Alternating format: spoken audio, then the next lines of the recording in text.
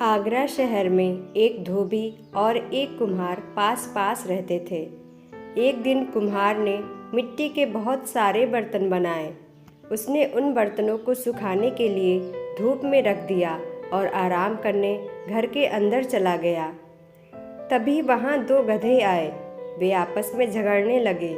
इस कारण कुम्हार के सारे बर्तन टूट गए। वह लाठी लेकर बाहर आया। उसने अपनी लाठी को घुमाया और एक गधे पर जोर से मारा।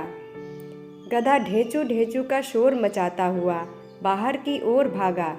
इस पर कुम्हार का पड़ोसी दौड़कर आया और बोला, अरे अरे, यह क्या करते हो?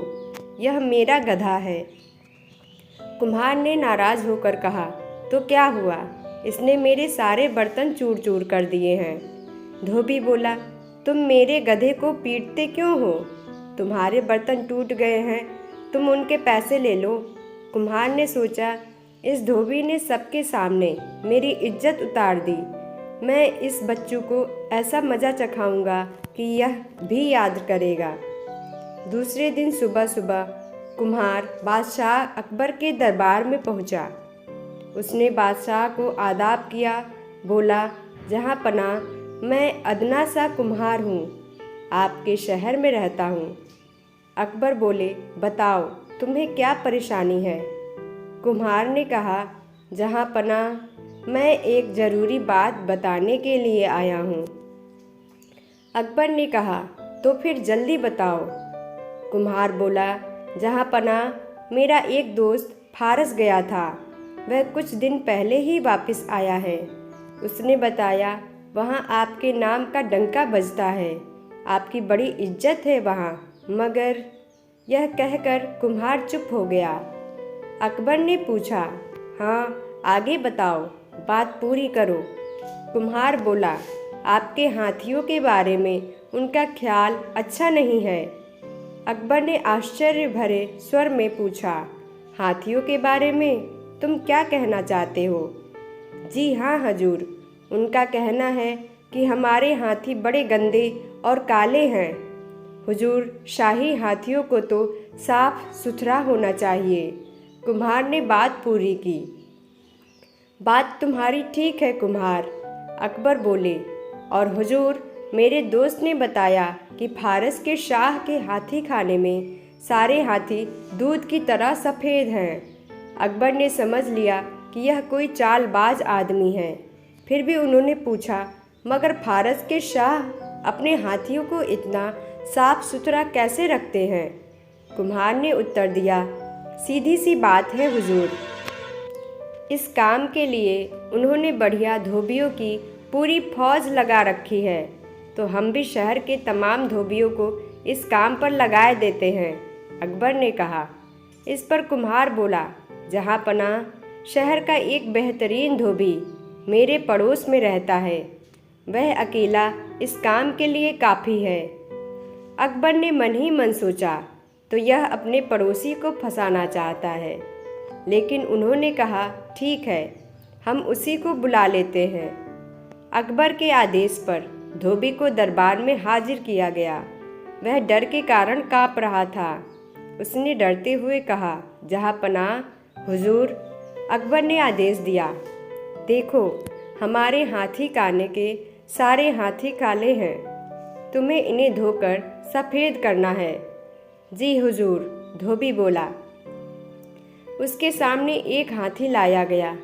वह सुबह से शाम तक उसे धोता रहा, किंतु काला हाथी सफ़ेद न हो सका। निराश होकर वह अपने घर की ओर चल पड़ा।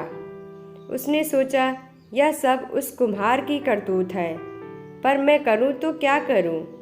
तभी उसे बीरबल आते हुए दिखाई दिए। वह हाथ जोड़कर खड़ा हो गया। बीरबल ने पूछा, क्या हुआ भाई, इस तरह मुंह लटकाए क्यों खड़े हो? कुम्हार ने सारी घटना बताई। बीरबल ने उसकी सारी परेशानी सुनी और उसके कान में कुछ कहा। दूसरे दिन धोबी हाथी खाने में पहुंचा। कुछ देर बाद अकबर भी वहां पहुंच गए।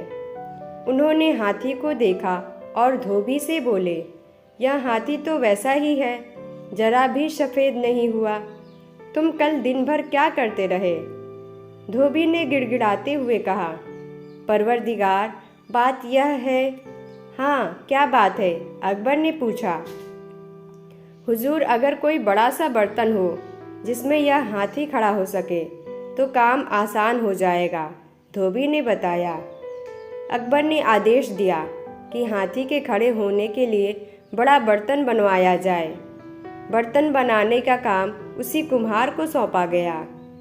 1 हफ्ते बाद कुम्हार बर्तन लेकर हाजिर हुआ। मन ही मन वह सोच रहा था, धोबी का बच्चा समझता होगा कि फंस जाऊंगा। अब देखता हूँ धोबी कैसे बचेगा। अकबर ने बर्तन को देखा और आदेश दिया, हाथी को बर्तन में खड़ा किया जाए। जैसे ही हाथी को बर्तन में खड़ा किया गया, बर्तन चूर चूर हो गया। अकबर ने नाराज होकर कहा, क्यों रे, यह कैसा बर्तन बनाया है?